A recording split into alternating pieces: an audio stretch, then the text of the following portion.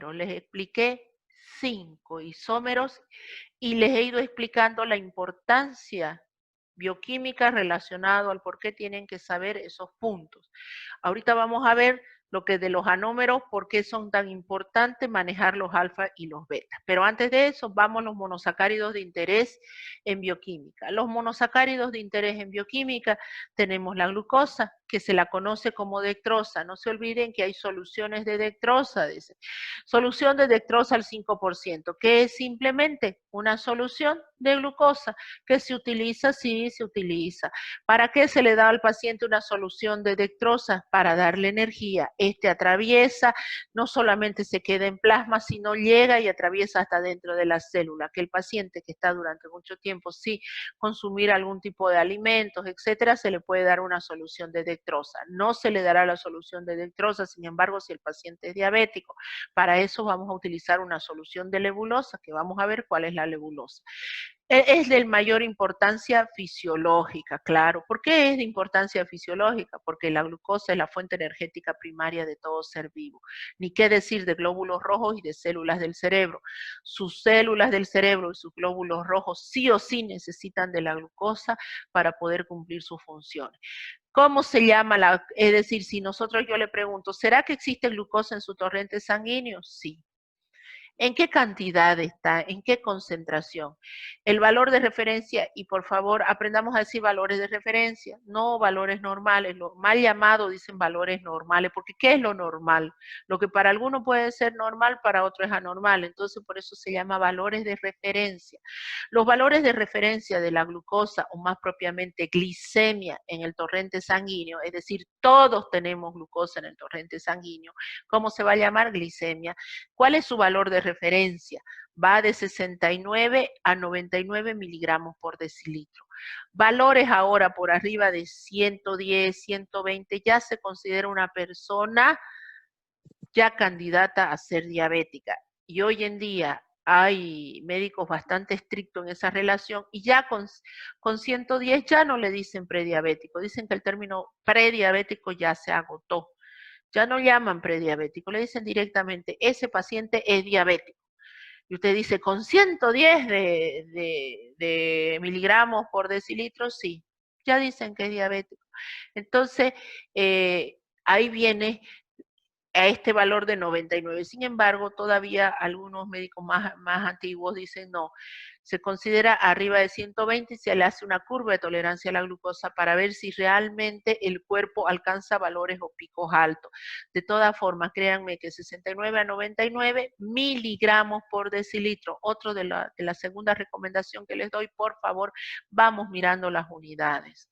Esto no es el sistema internacional. Si yo tuviera que decir el sistema internacional, diría 0,69 a 0,99 gramos por litro, que es lo mismo que decir 69 a 99 miligramos por decilitro. Si el día de mañana usted se me va a otro país y se va a hacer una especialidad, una subespecialidad, y de repente le empiezan a informar en ese laboratorio, en ese hospital, en unidades internacionales, en vez de usted de hablar de ml, decir 1000 ml es lo mismo que decir 1 litro, es exactamente lo mismo, pero no es lo mismo que usted vea 1000 y no le vea al lado ml y diga, ah, no, esté acostumbrado, por ejemplo, a ver litros y de repente mira 1000, dice 1000 litros, no, es 1000 ml que es el equivalente a 1 litro. Entonces, aprendamos a ver las unidades que están al lado del valor de referencia, eso me dice mucho. Entonces, si me dirían, mi paciente tiene 0,99 gramos por litro, usted no va a decir, ¿cómo? Mi paciente hipoglicémico, ¿cómo está vivo con 0,99 miligramos por decilitro? No va a faltar quien le diga, no, es gramos por litro. Entonces, ¿qué le está diciendo en pocas palabras? Que es lo mismo, 99 miligramos por decilitro. Su paciente no está hipoglicémico, está dentro del rango de referencia. Entonces, mucho cuidado con las unidades que van anexadas a los valores de referencia. Aquí está la glucosa, se las presento nuevamente en su forma cíclica. Miren ustedes que no es una estructura pequeñita. Agua es H2O, 2 moléculas de hidrógeno y una de oxígeno, para que vean y comparen. Peso molecular del agua, 18. Si yo le saco el peso molecular a todo esto es aproximadamente 180 gramos mol. Entonces es una estructura grande, pesada. Por eso cuando alcanza valores en sangre de 160, 180 miligramos por decilitro, va deshaciendo los riñones. Y un paciente diabético es candidato a problemas renales porque su riñón es castigado para tratar de ultrafiltrar, porque normalmente se pierde glucosa por orina. No, si usted tiene valor de 99, 69, 110, ¿va a perder glucosa en orina? No, pero si usted tiene de 160 arriba a 100, de 180 miligramos por decilitro, su riñón se ve castigado, es bombardeado por esta gran cantidad de glucosa y empieza a pasar glucosa al torrente, a la orina. Y yo tengo glucosuria, que me está diciendo que ese paciente es candidato a un problema renal, a una insuficiencia renal, a que sea sometido a un posterior proceso de diálisis. Entonces, ¿qué es lo recomendable? Tener los valores de glucosa dentro del rango de 69 y 99. Pero si ya pasé esa barrera, si ya soy diabético, si ya tengo valores de 160, 180, ¿qué es lo que pretenderé? Que no se me eleve pues a 400, que no me tengan que llevar de emergencia al hospital y me digan, está y le tomen su valor de glucosa y tenga 400, 500. ¿Por qué? Porque no tomó el medicamento, porque no es un buen estado, es una alimentación sana, y encima no hizo ni actividad física. Entonces, mírenla la estructura, el hecho de presentársela, mostrársela, es para que entiendan todos los procesos patológicos que están anexados al aumento de esta estructura química dentro del torrente sanguíneo y sus consecuencias. No es para asustarlo, pero esa es la realidad. Vamos con la fructosa. La fructosa. La fructosa, ahí la tienen su estructura, tampoco es una estructura pequeña, también conocida como levulosa. Generalmente se dice en la jerga farmacológica solución de levulosa, que es la que se suele dar a pacientes justamente diabéticos porque la fructosa se metaboliza mucho más rápido desaparece del torrente sanguíneo. Esta no se la cuantifica, no la cuantificamos normalmente en laboratorio. Se encuentra, sin embargo, en grandes cantidades en frutos dulces, muy dulces. Cuando usted come una piña bastante dulce, ahí hay una gran cantidad de fructosa. En la miel, por ejemplo, todo lo que se llaman frutos maduros contienen gran cantidad de fructosa. Por eso la recomendación también, que a un diabético no es que se le suprime los hidratos de carbono, no se le suprime porque es fuente energética primaria, ya les he dicho, para cierto tipo de células de nuestro cuerpo, pero sí se le mide la cantidad. ¿A qué se refiere eso? Si antes esa persona tenía la costumbre de sentarse y bajarse una piña entera, directo, toda la piña o tirarse una papaya entera en una sentada, quiere decir que ahora va a tener que comer un pequeño pocillo con 3 o 4 pedacitos de papaya, 3 o 4 pedacitos de piña cortada, y con eso le garantiza su cantidad de hidratos de carbono necesario. Más va a producir que se acumule en el torrente sanguíneo y cause todos los problemas patológicos asociados a ello. Por eso es que de repente ustedes ven que a un paciente diabético le dicen no coma durazno en almíbar, no coma frutas en conserva, pero sí puede comerse 4 rodajitas, 4 pedacitos de piña, puede comerse 4 o 5 uvas. Y usted dice 4 o 5 uvas, para comer 4 o 5 uvas prefiero no comer nada, es mejor tirarme medio kilo. Pero lamentablemente esa fue la consecuencia de haberse comido, sentarse y tirarse 1 kilo de uva, una papaya entera, etcétera, hacer sobrecarga de los hidratos de carbono. Los hidratos de carbono son fuente energética primaria, pero como cualquier biomolécula tenemos que tener la cantidad necesaria. La importancia clínica de la fructosa, ¿por qué yo tengo que tener en cuenta esto? ¿Con qué patología está relacionada? Con intolerancia a la fructosa. ¿Qué es la intolerancia a la fructosa? Es aquel niño que nace con la deficiencia de una enzima que se llama aldolasa B. Esta enzima aldolasa B participa en el proceso metabólico de la degradación de la fructosa. Si no está la enzima, ¿qué me provoca? Que lamentablemente este niño no metaboliza la fructosa y al no metabolizarla la fructosa yo tengo gran cantidad de fructosa en el torrente sanguíneo. ¿Qué va a suceder? Va a pasar lo mismo que con la glucosa, va a haber una alteración, un aumento y el que se va a ver castigado son los riñones para tratar de deshacerse de deshidrato de carbono. Vamos con la galactosa. Nuevamente, miren aquí la estructura de la galactosa, bella, es muy similar a la glucosa, solamente que la galactosa es un epímero de la glucosa en el carbono 4. ¿Qué quiere decir epímero de la glucosa? La misma estructura de la glucosa, solamente que en el carbono 4 esto está invertido. Cuando ustedes estén viendo, estudiando, mírenla y digan, había sido lo mismo, exactamente lo mismo, y lo miran en el carbono 4, este oxidrilo está hacia abajo en la glucosa y aquí está hacia arriba. Aldoxosa de importancia bioquímica, ¿por qué? Porque forma parte de diferentes glucoproteínas, quiere decir las glucoproteínas son hidratos de carbono unidos a estructuras proteicas, ya sean intrínsecas o extrínsecas, eso lo vamos a ver en el tema de proteínas. Esta galactosa suele unirse a otro hidrato, a otro monosacárido, y juntos mediante un enlace glicosídico forman lo tan conocido como nosotros sabemos que es la lactosa o azúcar de la leche. ¿Cuál es la importancia clínica? ¿Tiene importancia clínica? Claro que sí que tiene importancia clínica. Su acumulación en el torrente sanguíneo se conoce como galactosemia. ¿Y por qué? ¿Y por qué se acumula? Se acumula porque efectivamente lo que ocurre es también una deficiencia a nivel del metabolismo de la galactosa de una enzima que me va a llevar a que ésta se acumule en el torrente sanguíneo. ¿Qué es lo malo? Que como vamos a ver que estos hidratos de carbono tienen la capacidad de participar en procesos óxidos reductivos, rápidamente se convierte o se reduce en un alcohol que se llama galactiol. El galactiol, lamentablemente, al acumularse a nivel de la vista, más propiamente en la retina, tiene o toma la característica de unos cristales, y es la característica que se presenta en aquellos niños que nacen o se van perdiendo la vista y quedan como con el ojito blanco. Entonces se dice que no es más que producto que al no consumir, al no metabolizar la galactosa, y usted dice, pero ¿qué cuándo le daban galactosa a ese niño? En la leche materna, la leche de vaca, llámense las leches, tienen ese disacárido que se llama lactosa. La lactasa la rompe la estructura, pasa glucosa o galactosa al torrente sanguíneo, no la degrada la galactosa, se acumula galactosemia en gran cantidad, este se reduce o se convierte en galactiol y finalmente me provoca la ceguera en el recién nacido, proceso irreversible, cataratas en el recién nacido.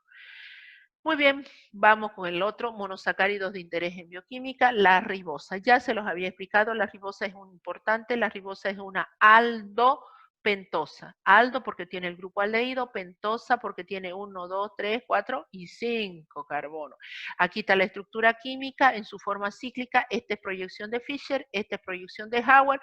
Si yo lo miro aquí, a ver, para darle un nombre para que lo entendamos. Este es su carbono anomérico, el carbono 1, no se olviden que en las aldosas el carbono anomérico es el 1. Si el oxidrilo está hacia abajo, es alfa. En el carbono 5, en este caso, la colita, este grupo está hacia arriba, va a ser D. Entonces, esta forma es furanosa. ¿Cómo se va a llamar esto? Alfa D fructofuranosa. Ahí está mi fructo, perdón, no es fructo. Alfa de ribofuranosa, ya estaba con la fructosa, perdón. Alfa de ribofuranosa. ¿Por qué ribofuranosa? Porque está en su forma de furano. Muy bien. Aquí tienen la ribosa, así se encuentra en el ácido nucleico, o más propiamente en el ARN. No la encontramos así, sino en su forma cíclica o cerrada. Entonces, esta aldopentosa es importante porque forma parte de ácidos nucleicos y de ciertas coenzimas. Créanme que ya vamos a ver en enzimas qué significan coenzimas, pero acuérdense que hidratos de carbono no solamente son energéticos, sino forman parte de diferentes estructuras. La manosa es un hidrato de carbono, es un epímero de la glucosa en el carbono.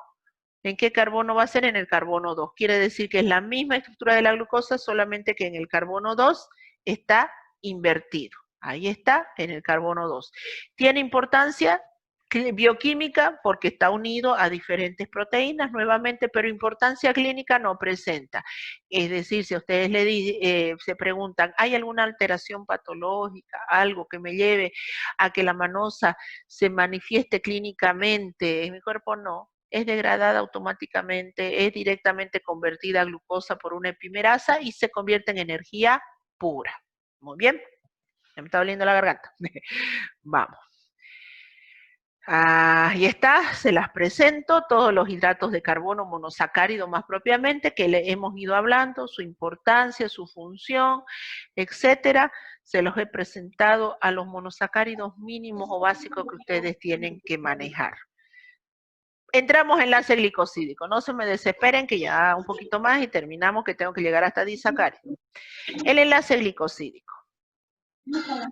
¿No se me han dormido? ¿Estamos todos bien?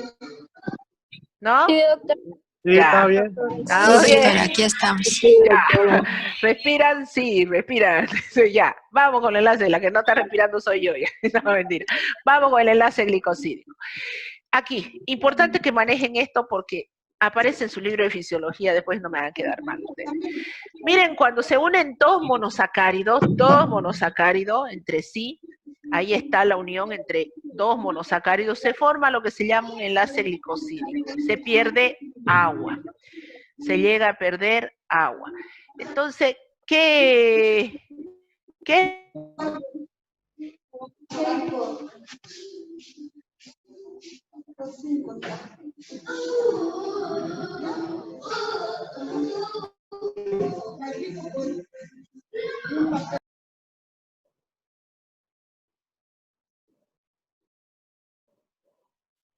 No se oye.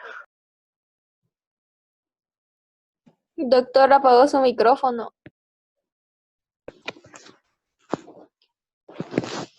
Doctora, su micrófono. Es pausa.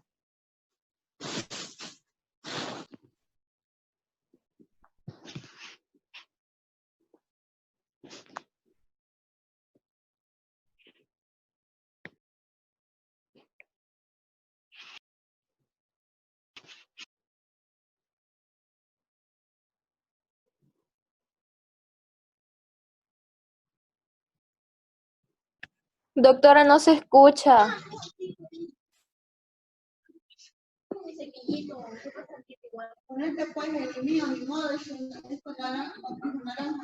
¿Listo?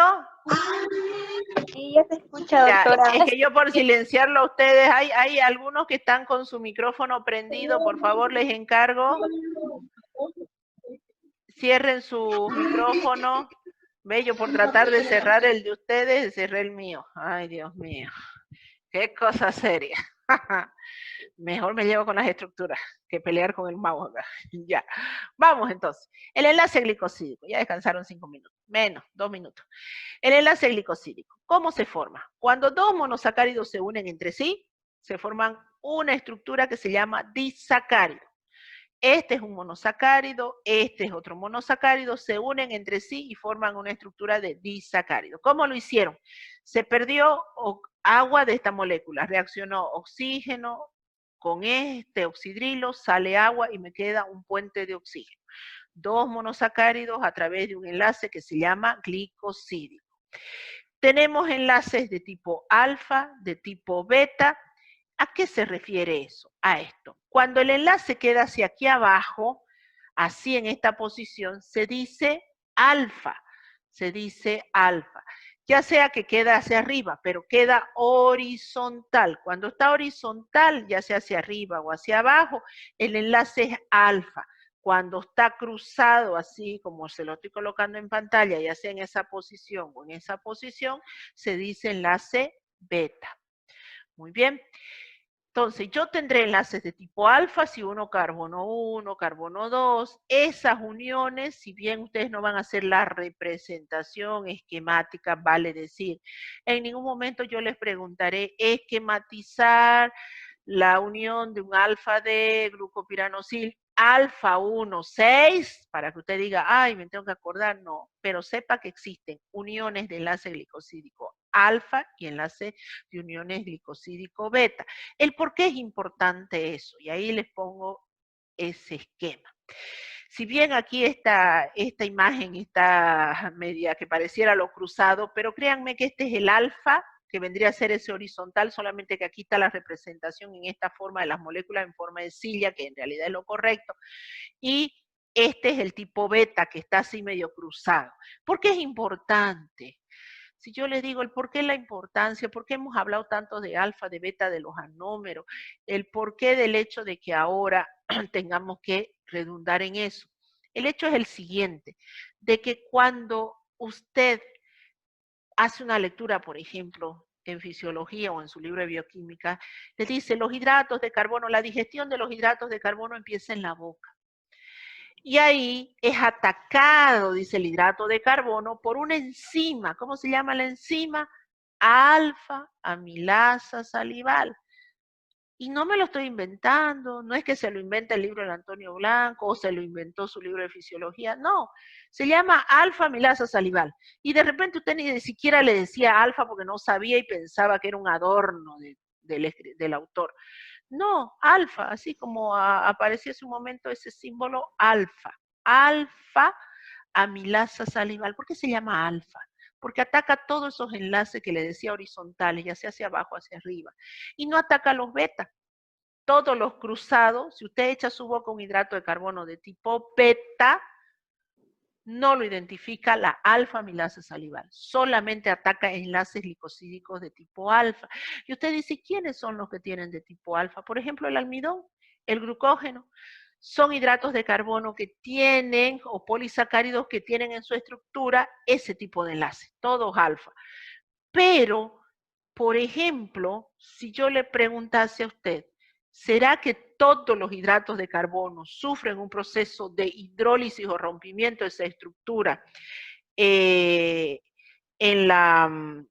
a nivel de la boca? La respuesta es no, no todos los hidratos de carbono.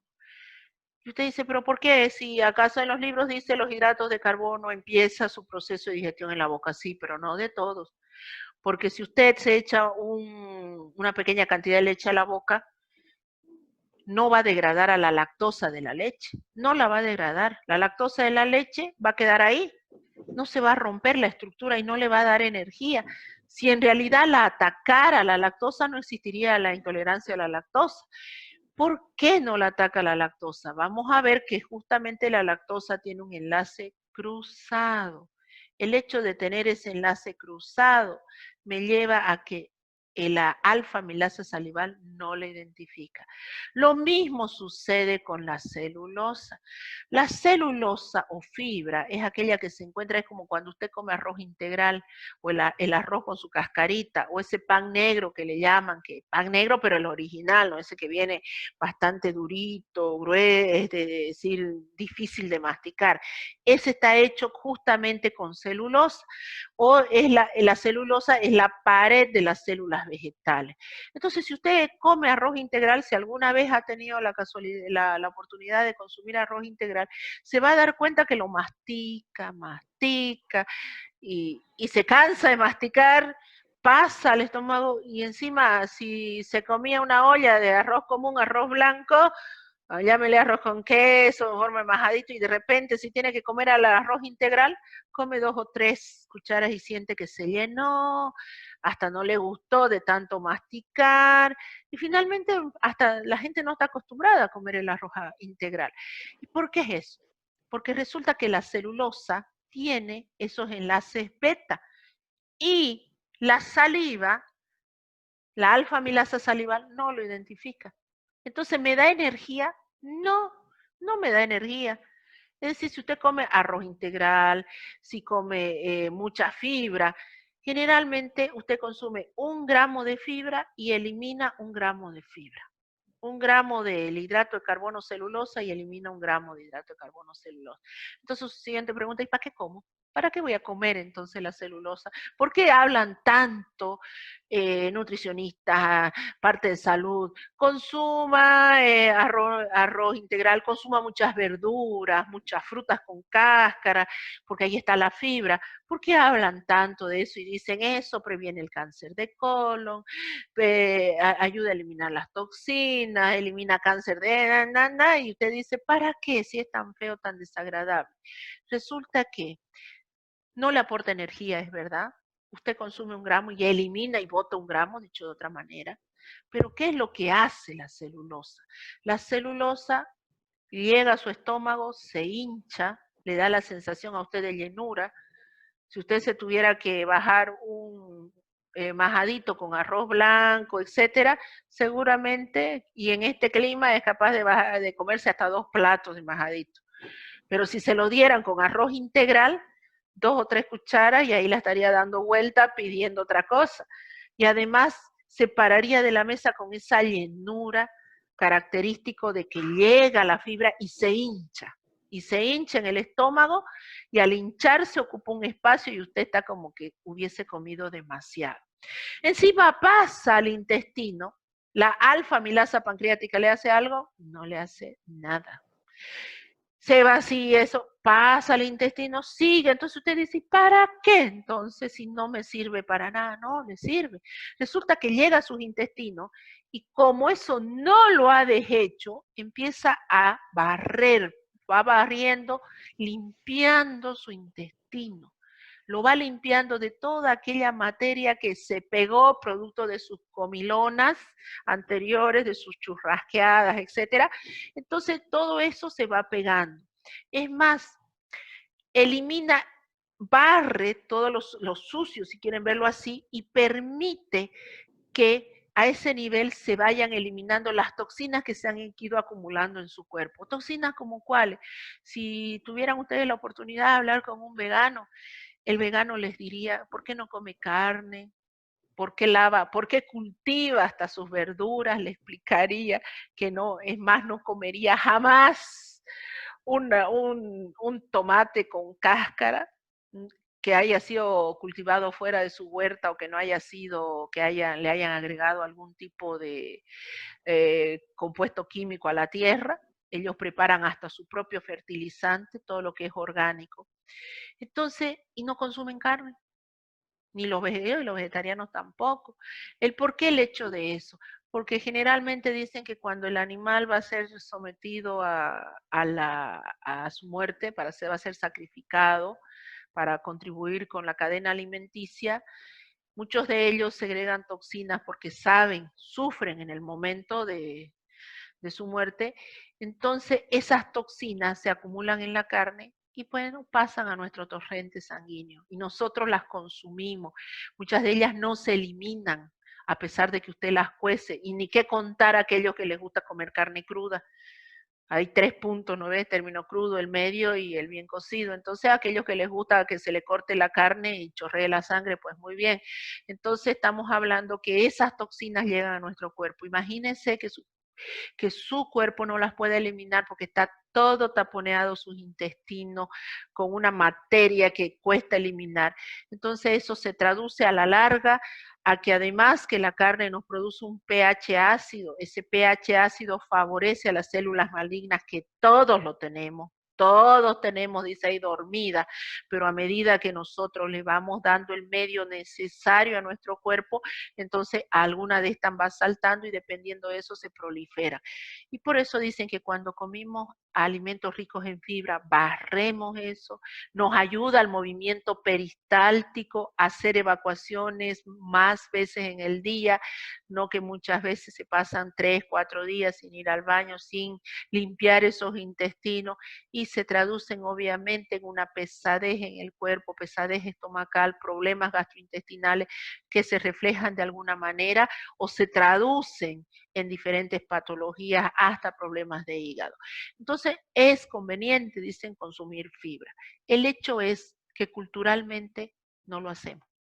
nos cuesta asumir esa postura, pero sépanse que eso se debe, a pesar de que esta celulosa nos otorga todas esas propiedades, ¿el por qué? Porque no las degradamos. Pero si nos traspasamos a otro, vamos a otro ser vivo, como los rumiantes, llámense la vaca. ¿Por qué la vaca engorda? ¿Por qué la vaca es gorda si solamente come pasto, come hierba? Es lo que la mayoría que hace dieta siempre postula y dice, ¿y yo por qué tengo que comer tanta verdura si las vacas son gordas? Dice que obviamente comen pasto.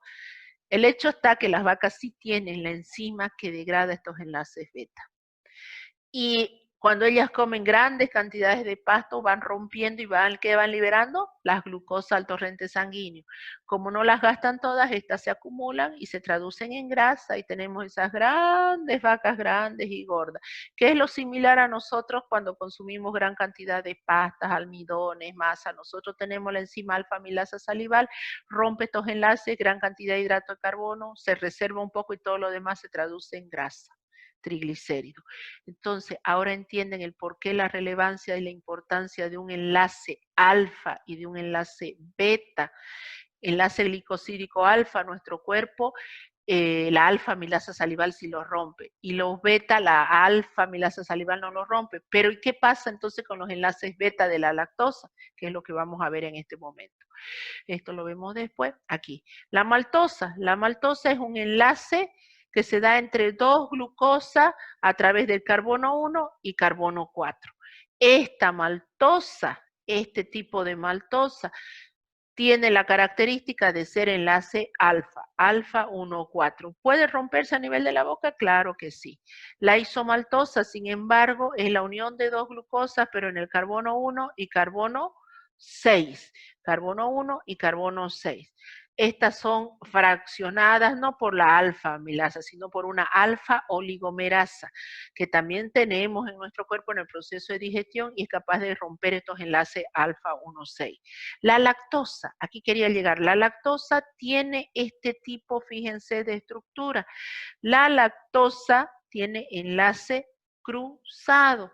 Entonces, este es beta entre carbono 1 y carbono 4. Entonces yo le digo a usted, ¿la alfa amilasa salival va a romper este enlace? No lo rompe. ¿Quién rompe este enlace? La lactasa. ¿Dónde se encuentra la lactasa? En las microvellosidades del intestino. Y si no existe la lactasa, ¿qué ocurre? Se acumula la lactosa.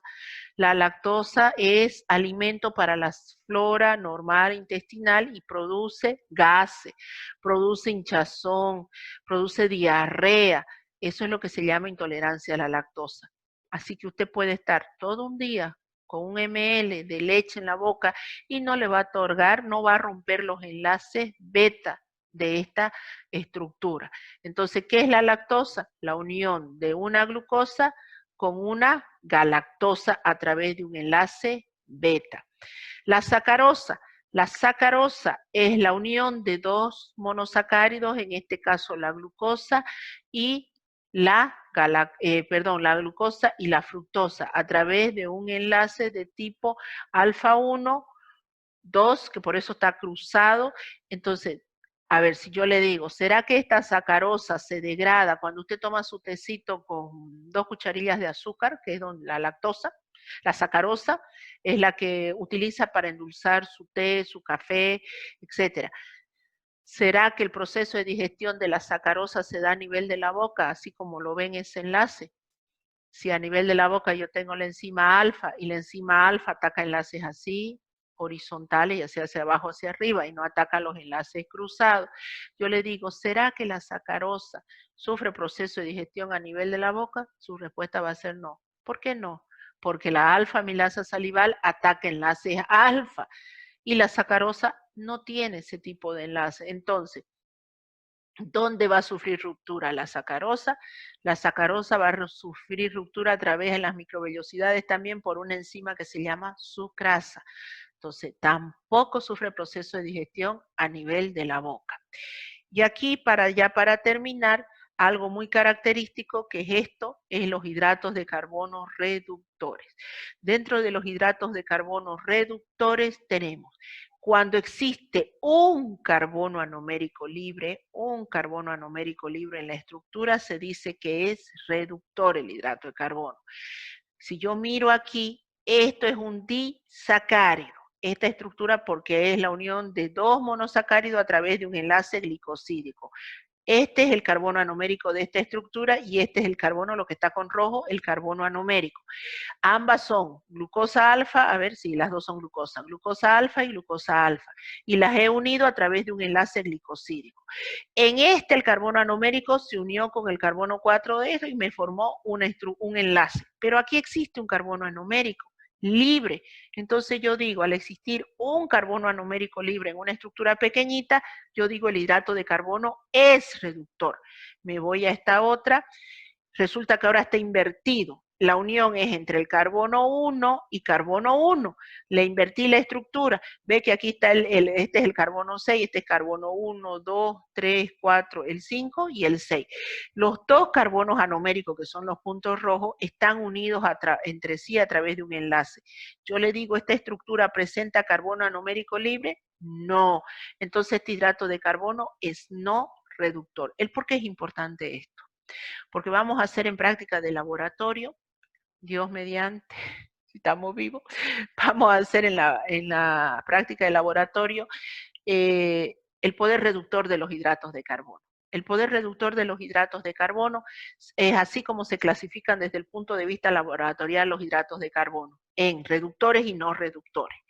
Esto me permite identificarlos, me va a permitir identificar aquellos hidratos de carbono que tienen la capacidad de reducir un reactivo y aquellos que no tienen la capacidad. ¿Por qué esto es importante para ustedes?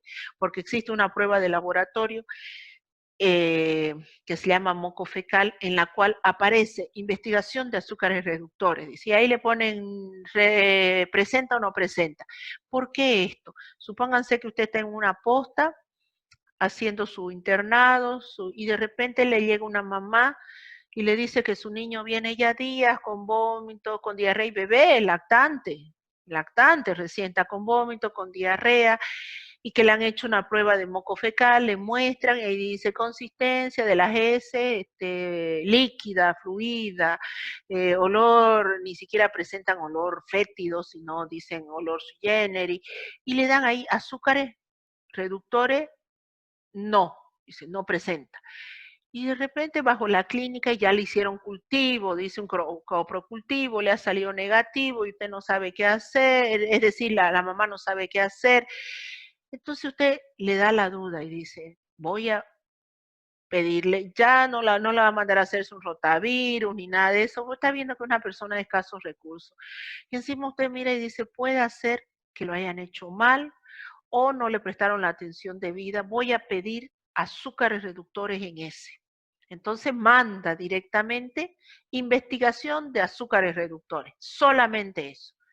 ¿Qué le está pidiendo al laboratorio? Que investigue si en esa muestra de ese hay algún hidrato de carbono reductor que tiene la capacidad, eso se hace en práctica, de llevar un reactivo que se llama reactivo de Benedict, lo lleva de un color azul a un color rojo ladrillo. Si el reactivo cambia de color, quiere decir que hay un azúcar reductor ahí.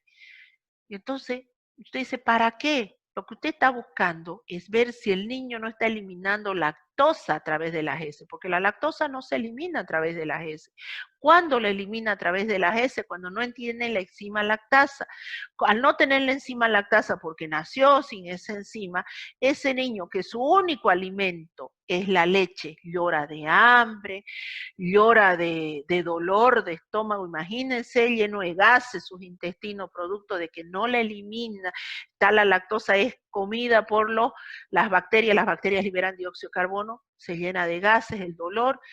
Como él no habla y no dice me duele el estómago ni nada, le viene malestar general y encima tiene hambre, pues, porque ¿cuál es el hidrato de carbono principal de la leche? La lactosa. Se rompe el enlace gracias a la lactasa, se libera glucosa y se libera galactosa.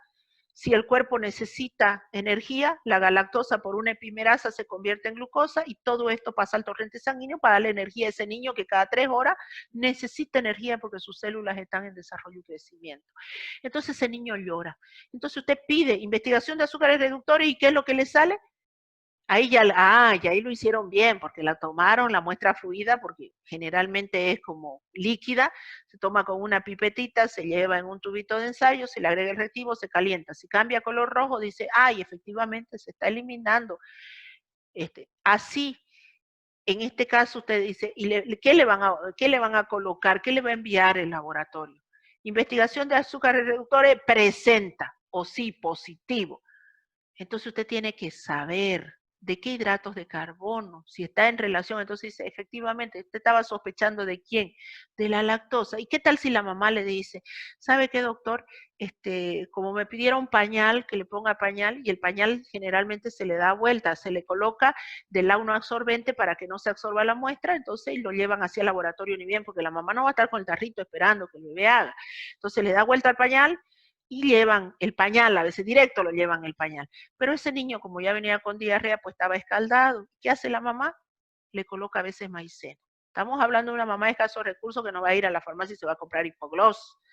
Entonces va y le pone maicena en la colita. Y lo tiene a veces hasta sin pañal. Entonces, de ahí le va a decir, a usted le va a quedar la duda y decir, pucha, le echaron maicena a la colita, entonces no será que el laboratorio alzó eso y ahí está el positivo. No, porque el almidón es un hidrato de carbono no reductor. Así que así haya caído muestra de maicena al tubito de ensayo o se haya raspado ese pañal, el hidrato de carbono, el almidón, no es reactivo, no es reductor. Eso implica que de nada sirve. Si la mamá le dice, ¿sabe qué? Le unté maicena a la colita, ¿no habrá problema? No, no hay problema, señora, porque lo que usted está buscando, usted sabe que no va a reaccionar el almidón. Lo que usted está buscando es a ese disacárido. Que existen otras pruebas de laboratorio, claro, que lo hacen laboratorios mucho más refinados. No estamos hablando de un laboratorio de posta